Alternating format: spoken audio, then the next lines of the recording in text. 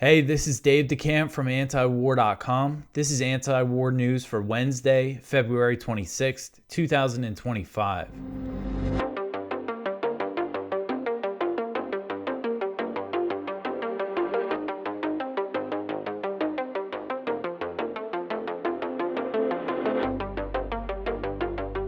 All right, the first story at the top of antiwar.com today. Putin backs Trump's idea to halve military spending. So Russian President Vladimir Putin has backed a proposal from President Trump to cut military spending in half as part of a potential three-way arrangement between the U.S., Russia, and China. Putin said in an interview on Monday, quote, "I think it's a good idea. The U.S. would cut by 50% and we would cut by 50%, and then China would join if it wanted," end quote. The Russian leader said that he could not speak for China, but said that Moscow could come to an agreement with the U.S. He said Russia's not against it and that they're ready for discussions of what he called a good proposal.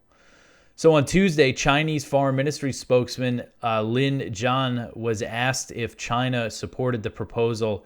He did not give a direct answer, but he said that China's, quote, "limited defense spending is completely out of the need of safeguarding national sovereignty, security, and development interests, and the need of maintaining world peace," end quote. So it did not sound exactly like China is interested, although this is just the foreign ministry spokesman speaking for now.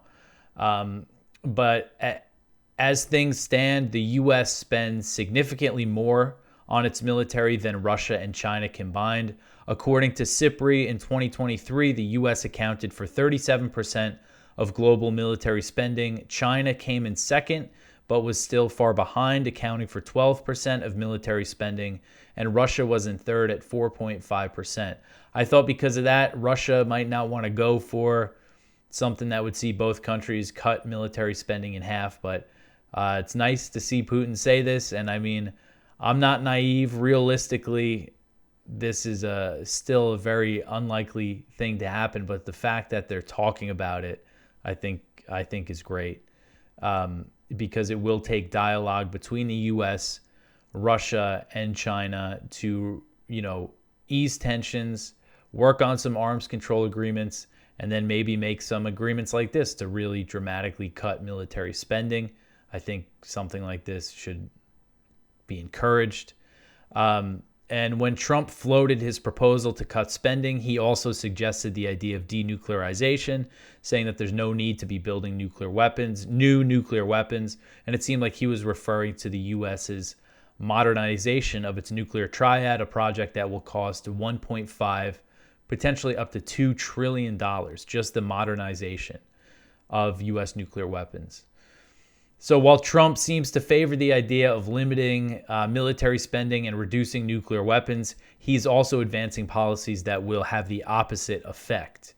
And it's important to point this out. The president has backed a budget plan from House Republicans that will raise the U.S. military budget by $100 billion. And he's also pushing for this, what he's calling the Iron Dome for America, this big missile defense system plan that'll just come with a huge price tag and could start a new arms race. Russia has essentially said that if the U.S. goes through with this, they're going to lift limits on their nuclear arsenal, and then they'll be off on a new arms race. So that stuff isn't good, but let's hope we get more talk about this. I mean, the fact that Putin said this, and it looks like they're ready to do some negotiations with arms control, I think is very good.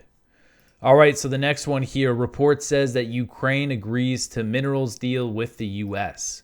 So the Financial Times reported on Tuesday that Ukraine and the U.S. have reached an agreement on a minerals deal after the U.S. backed off on one of its more contentious demands. So the report said that the U.S. had dropped the demand for it to have the right to $500 billion in potential revenue from Ukraine's rare earth minerals and other natural resources. And this is an idea that Zelensky publicly rejected. You saw Trump say that in an interview with Sean Hannity, saying, we want about $500 billion in rare earth from Ukraine. But they dropped that demand, and this agreement, which was finalized on Monday, will establish a fund where Ukraine will put 50% of its proceeds from rare earth minerals and other resources, including oil and gas, and the fund will invest in projects in Ukraine. The activity of Naftogaz, which is Ukraine's largest oil and gas company, it's a state-owned gas company. It will be excluded from this fund. Basically, the state-owned gas companies, gas and oil companies that fund the Ukrainian government, they will not be affected by this. So it's unclear what percentage of the fund will be owned by the U.S., as those details will be worked out in follow-on agreements. So we don't know what percentage of this 50% the U.S. is going to get. The deal also does not include explicit security guarantees from the U.S., and that was one of Zelensky's main demands, was security guarantees, but it actually doesn't spell that out according to this report. Ukrainian officials told the Financial Times that the agreement has been approved by Ukraine's justice, economy, and foreign ministers, and they're hoping that Zelensky will go to Washington for a signing ceremony and a meeting with Trump. And then later on Tuesday, Trump said that Zelensky was expected to visit the White House this Friday. So there's a chance that this deal could be signed this Friday. A Ukrainian official told Financial Times, quote, "This will be a chance for the president to discuss what the bigger picture is, and then after it, we will be able to think of the next steps," end quote. So this, while the talks between the U.S. and Russia are good, these calls from Trump to end the war in Ukraine are good. This, I think, is really just a deal that's going to get the U.S. more involved. I mean, have more of a stake in Ukraine and have more motivation to be involved, to be intervening in Ukraine. That's a downside of this whole minerals deal. I think the U.S. should end the war, stop supplying military aid, and just not be involved. But this is going to, again, kind of continue U.S. meddling, U.S. intervention in Ukraine. All right, so the next one here, Polish president says, what's the point of NATO without the U.S.? So this article is from Kyle Anzalone at the Libertarian Institute. So the leader of Poland said that without the U.S., NATO is a pointless bloc that would only have the illusion of power. Polish President Andrzej Duda also said that Warsaw would welcome American troops if Germany elected to expel them. On Tuesday, Duda said, quote, "NATO without the United States, everything is possible, but what's the point? If there is a security alliance without the United States, then its guarantees without the world's strongest power would simply be illusory," end quote. So these remarks are an admission that NATO's power is underwritten by Washington, which is very obvious to anyone. The U.S. is obviously the biggest military power in NATO, and they also fund the alliance much more than any other member. And this is a response to Friedrich Merz, the German who's set to be the next chancellor of Germany. His party won the election. And if you remember, after that election, he came out with these statements saying that he's going to work to make Europe independent of the U.S. He suggested that Europe might have to replace NATO with something, that some European security alliance, and Poland saying, what's the point of that? Without the U.S., it's nothing.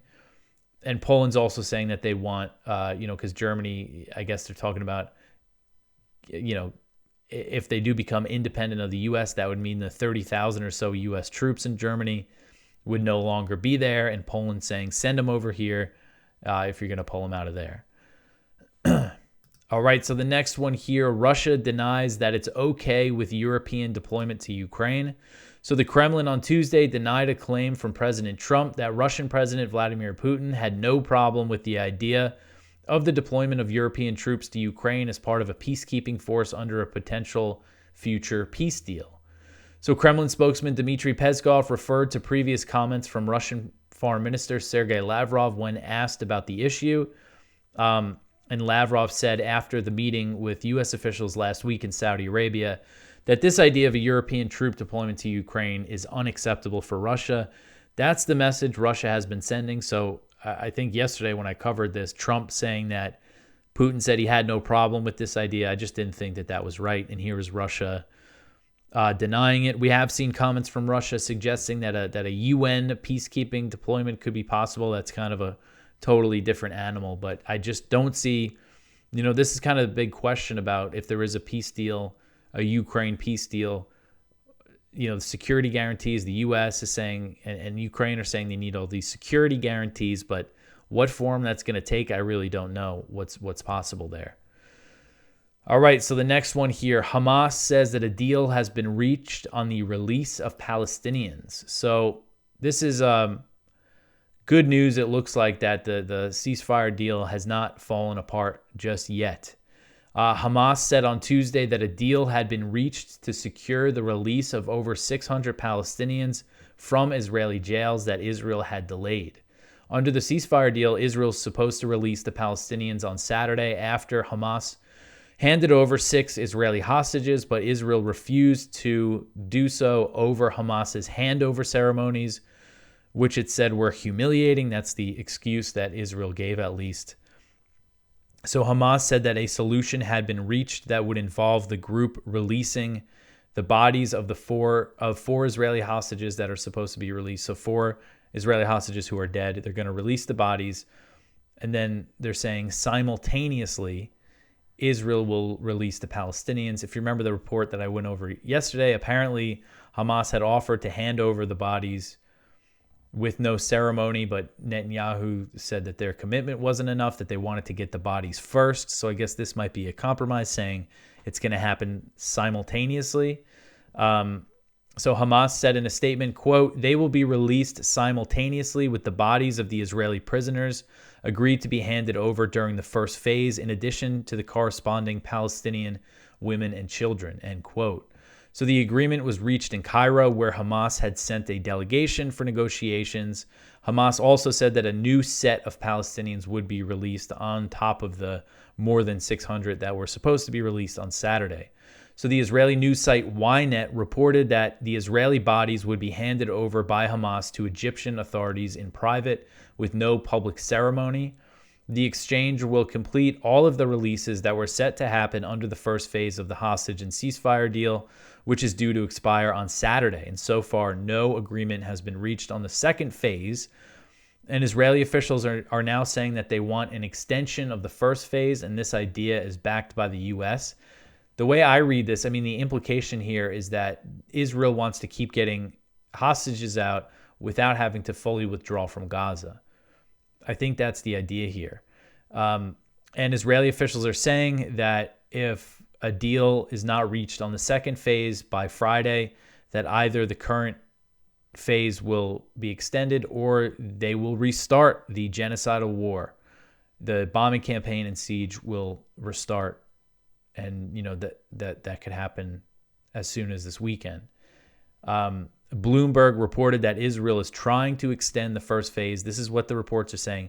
Again, to me, it seems like Israel, the government, wants to get more hostages out, but they don't want to leave Gaza. They want to be able to, I think, just get as many hostages out as they can before they restart the bombing campaign. So as we know, and as we keep covering throughout this ceasefire, Israel has continually violated it, bombing and shooting Palestinians, killing over 100 since January 19th, just in Gaza. All right, so the next one here is a really sad story. 6 Palestinian infants died due to cold as Israel blocks shelters. So at least 6 Palestinian infants have died in Gaza due to a cold spell, as Israel continues to largely block the entrance of tents and mobile homes into the Strip, despite agreeing to do so as part of the hostage and ceasefire deal. According to Al Jazeera, Gaza Civil Defense recorded the death of 6 newborn babies due to the cold and lack of heating over the past week. Dr. Saeed Salah, the director of the Patients Friends Benevolent Society Hospital in Gaza City, said that his facility had received 8 cases of severe hypothermia, which required intensive care. Hospitals are also struggling to deal with the cases due to Israel's war on Gaza's medical infrastructure. They have just completely destroyed all the medical infrastructure in Gaza. Dr. Salah said, quote, "We appeal to the relevant authorities to provide caravans, tents, and fuel to ensure warmth for people and protect children, especially with the arrival of a new low-pressure system," end quote. And we saw this happen in December as well, when there was a cold spell in Gaza, babies dying, babies living in these tents. It's just no place. It's just absolutely horrific. And this is Israel. There's still a siege. Gaza is still under siege, and it's killing the most vulnerable people in Gaza. And according to Middle East Eye, a medical official said that 35,000 families in Gaza are facing severe shortages of basic supplies, including blankets, tents, and heating devices. And thousands of the mobile homes are stuck at the border, the Rafah border crossing still, even though Israel has agreed multiple times now to let them in. I think they've let like a very small number in, but this is what Israel wants to keep Gaza unlivable. I think, again, thinking kind of worst case scenario is because they're planning to restart the bombing campaign, and then they're going to say, you don't like it, get out. Egypt should let you in, and that's going to be backed by the U.S. So, I think that the fact that Israel's not letting mobile homes, more tents, construction equipment into Gaza is because they don't want it to be livable at all for the Palestinians. All right, so the next one here, Israel inflicts unprecedented destruction in Tulkarem camp. So this article is from the Cradle. Essential services in the occupied West Bank's Tulkarem refugee camp have been at a complete halt as a result of Israel's violent and unprecedented campaign of destruction against the city, which comes as a part of a wide-scale operation also targeting other cities in the territory. I mean, you look at this picture here of a street in Tulkarem just completely destroyed by Israeli bulldozers. The head of the popular committee in the Tulkarem camp said, quote, "Education is still suspended, and thus 2,000 male and female students studying in the 4 UNRWA schools in the camp have been deprived of education for more than a month, in addition to the suspension of health services for the camp residents," end quote. Salama added that all medical services in the camp remain frozen due to the Israeli siege. He also said the destruction of infrastructure in Tulkarem camp is unprecedented. Israel's brutal attack on Tulkarem has entered its 30th day, and over 12,000 people have been expelled from their homes, scattering across the city and neighboring villages to find shelter. More than 40 buildings have been totally decimated in Tulkarem, while hundreds of shops have been damaged or destroyed. Israeli occupation forces have also been waging an assault on the city of Jenin and its refugee camp, which has been ongoing for 36 days. And at least 20,000 have been forcibly displaced from Jenin, and about 430 homes have been completely or partially destroyed. So just a huge destruction campaign in West Bank, mirroring what happened to all the cities in Gaza. But we're starting to see this in these refugee camps, and it's just expanding and expanding. All right, so the next one here, Israeli airstrikes hit across southern Syria. This article is from Jason Ditz. So Israel's military foray into southern Syria continues to grow this evening as Israeli warplanes have carried out a series of airstrikes across that part of the country and threatened additional airstrikes in the future, and an open-ended military occupation. Airstrikes were centered around Syrian military facilities in the Dara and Rif Dimashq governance and appear to be related to Israel's recent declaration that Syria will not be allowed to have any military assets inside Syrian territory south of their own capital city of Damascus. That's what Netanyahu said recently. Syria's ongoing National Dialogue Conference reacted negatively to that Israeli announcement, and they also issued a statement calling on Israel to withdraw its occupation forces from the south. And Israeli Prime Minister Benjamin Netanyahu indicated earlier in the day that this occupation would be ongoing, telling the AIPAC conference, so he spoke to an AIPAC conference, that Israeli troops will remain within southern Syria for the foreseeable future, and that his decision to forbid Syrian military assets south of Damascus remains in place. Israel began the attacks a few hours after Netanyahu made those comments, and a few hours after the Syrian conference called for Israel to withdraw. Details are still emerging on the casualties resulting from the attacks, but at least 2 have been killed so far. Israeli Defense Minister Israel Katz said that the south of Syria is a security zone, and saying that any attempt to establish any military presence within that zone by the Syrian military will be met with Israeli fire. So Israel basically trying to take over southern Syria and control it. So it's not clear if any of the new assets were brought into southern Syria ahead of these Israeli attacks. So what Jason is saying here, it's not clear. They're saying that they hit military assets. It's not clear if this is any kind of new military equipment that's been brought in, or if this is just stuff left over from the Assad government. But it's just, again, just the lack of attention that this Israeli invasion of a neighboring country has gotten in this bombing campaign. All right, so the next one here. Israeli drone strike against East Lebanon village kills 2. So Israel continues to bomb Lebanon as well. Another one from Jason. Israel continues carrying out strikes in Lebanon this week, raising further questions about the status quo after the withdrawal of Israeli troops from populated parts of southern Lebanon a week ago. Today, the most serious strike was reported in eastern Lebanon's Bekaa Valley, and this was on Tuesday that Jason wrote this. So the drone strike hit the village of Yanta near the Syrian border, killing 2 people and wounding 2 others, according to reports. The victims have yet to be identified. Of course, the IDF is claiming that they hit Hezbollah operatives and hit a manufacturing and storage facility for strategic weapons. Of course, Israel has offered no evidence for these claims.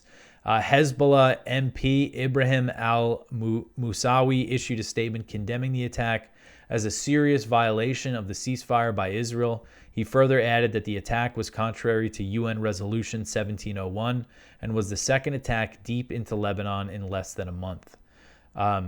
So seeing some pushback here from Hezbollah. Still have not seen them launch any attacks on the Israeli troops that continue to occupy southern Lebanon. All right, so the next one here, Iran rules out direct talks with the U.S. So on Tuesday, Iran said that it would not engage in direct talks with the U.S. in response to President Trump reinstating his so-called maximum pressure campaign against the Islamic Republic, which has involved new sanctions targeting Iranian oil sales. Iran's position, this is the foreign minister, Abbas Araghchi, he said, quote, Iran's position regarding nuclear talks is clear, and we will not negotiate under pressure and sanctions. There is no possibility of direct negotiations with the U.S. as long as maximum pressure is being applied in this way, end quote. And I've been kind of talking about this a lot, how Pezeshkian, the Iranian president, when he came in last year, he was saying he wanted to negotiate with the West directly to get sanctions relief. The Ayatollah basically gave him the green light and said, there would be no harm in doing that. But since Trump came back in, reinstated the so-called maximum pressure and started sanctioning Iran again, we've seen the Ayatollah and even the president, Pezeshkian, basically discouraging talks with the U.S. And, you have Trump claiming that he wants to deal with them, but he's not going about it the right way. The right way would just be to start talks. These sanctions might not even really have any impact, but it's just discouraging, just showing the message the Iranians are getting, at least what they're saying publicly, is that this shows the U.S. doesn't really want negotiations. There's always a chance that there's back channel talks happening, which is often the case between the U.S. and Iran, potentially through Oman or Qatar, something like that. But it doesn't seem like, if this is what's going on, sanctions and everything, that there's any real progress toward any sort of deal or real negotiations. All right, so the next one here, author Yves Engler released after 5 days in jail. So this really is such an outrageous case. I covered it last week, but I have more details here about Yves Engler, who is a prominent Canadian author and activist. He's been around a long time. I remember reading his stuff years and years ago before I ever started writing.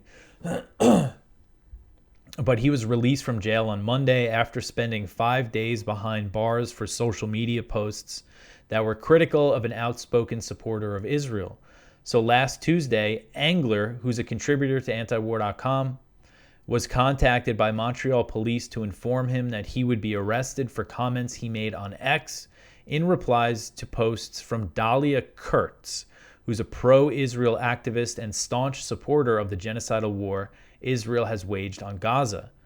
After being contacted by police, Engler shared the news that he would be arrested for calling Kurtz a genocide supporter and a fascist in response to what he called her racist and violent anti-Palestinian posts. Engler said that Kurtz frequently calls for state violence against those challenging Canadian complicity in genocide. I was kind of scrolling her Twitter account, and she's just constantly going after pro-Palestinian protesters. And so essentially Engler was just replying to her, calling her a genocide supporter and everything, as people do on Twitter. It's a public forum. Kurtz claimed that Engler was harassing her even though her posts were public. I mean, these are public posts you're making.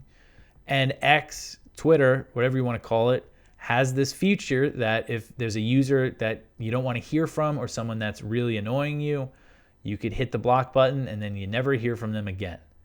But she didn't do that. Engler said, quote, "Kurtz has chosen not to block me, but instead pursue criminal charges," end quote. So after writing about his situation and getting thousands of supporters to call for the charges to be dropped, the Montreal police then claimed Engler was harassing them and trying to interfere in a police investigation, tacking on charges. So Engler came public with what the police told him, which is exactly what he should have done. And people started emailing the police department saying, drop these charges. This is completely absurd. And then they cried that they were the victim.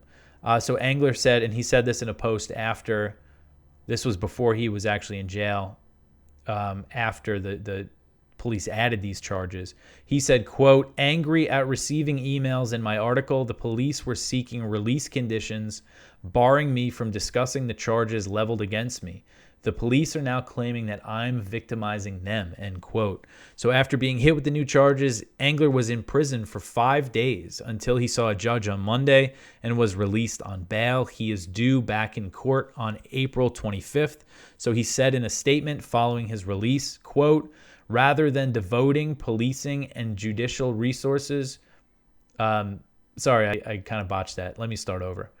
"Rather than devoting policing and judicial resources to harassing critics of Israeli violence, the police and Crown should be pursuing Canadians who've been fighting in the Israeli military for potentially violating Canada's Crimes Against Humanity and War Crimes Act," end quote. While he still has to appear in court, Engler said the terms of his release were a free speech win because there were no restrictions on his ability to discuss the charges against him. He said, quote, "The judge effectively forced the Crown to drop its bid to muzzle me," end quote. He called for the charges to be dropped and for compensation for his imprisonment. In an interview with Middle East Eye, Engler said that his arrest was part of a larger crackdown on free speech in Canada meant to discourage pro-Palestinian activism. And again, I mean, it's just kind of unbelievable to me how little attention this gets. I mean, at least, he's gotten a lot of support. I don't want to diminish that, downplay that. Thousands of people contacting the police for him and everything and showing up when he got out of jail. But, I just kind of think about the discourse on Twitter, certain things that have happened in Canada that have gotten a whole bunch of attention.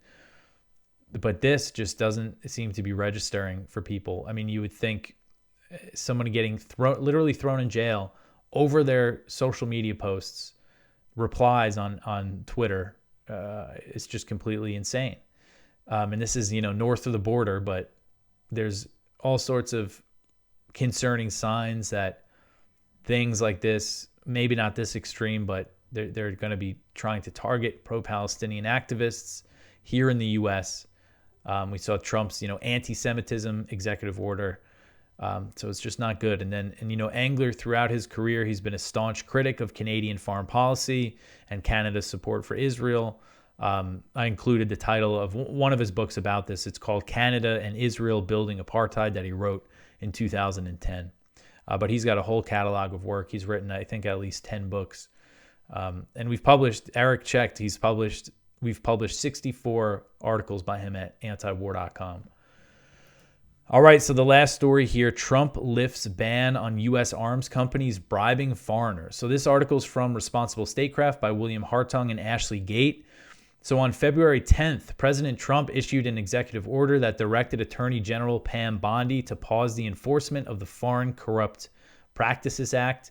The FCPA was the first law in modern history to ban a country's own citizens and companies from bribing foreign officials. Citing the law as one of the excessive barriers to American commerce abroad, President Trump has instructed the Attorney General to, at her discretion, cease the initiation of any new FCPA investigations or enforcement actions. The executive order further requires the DOJ to provide remedial measures for those who have faced inappropriate penalties as a result of past FCPA investigations and guilty verdicts. The move by the Trump administration to pause enforcement of the foreign bribery law now and allow it to be put on the shelf later risks a revival of the pre-1970s period where bribery was a routine practice among major U.S. arms contractors. In the post-Watergate reform period in Congress in late 1975 and early 1976, Idaho Senator Frank Church's subcommittee on the conduct of multinational corporations of the Senate Foreign Relations Committee exposed widespread foreign bribery on the part of U.S. oil and aerospace firms, with the starring role played by Lockheed Martin, which bribed officials in Japan, Germany, Italy, the Netherlands, Saudi Arabia, Nigeria, Indonesia, Mexico, and Colombia in pursuit of contracts for its civilian and military aircraft. So you think about all the contracts. I mean, Lockheed, Raytheon, these are still the biggest weapons makers in the world. Now they're going to be able to start bribing people again. I'm sure they're going to get all sorts of contracts out of that.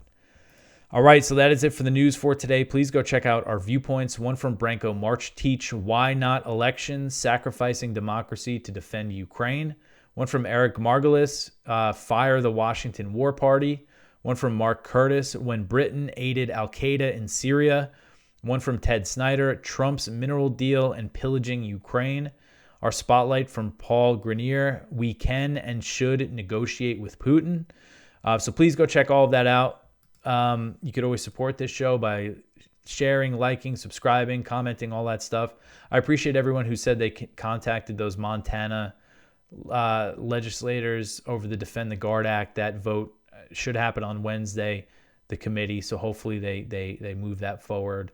But that is it for me for today. I will be back tomorrow with some more news. Thanks for listening.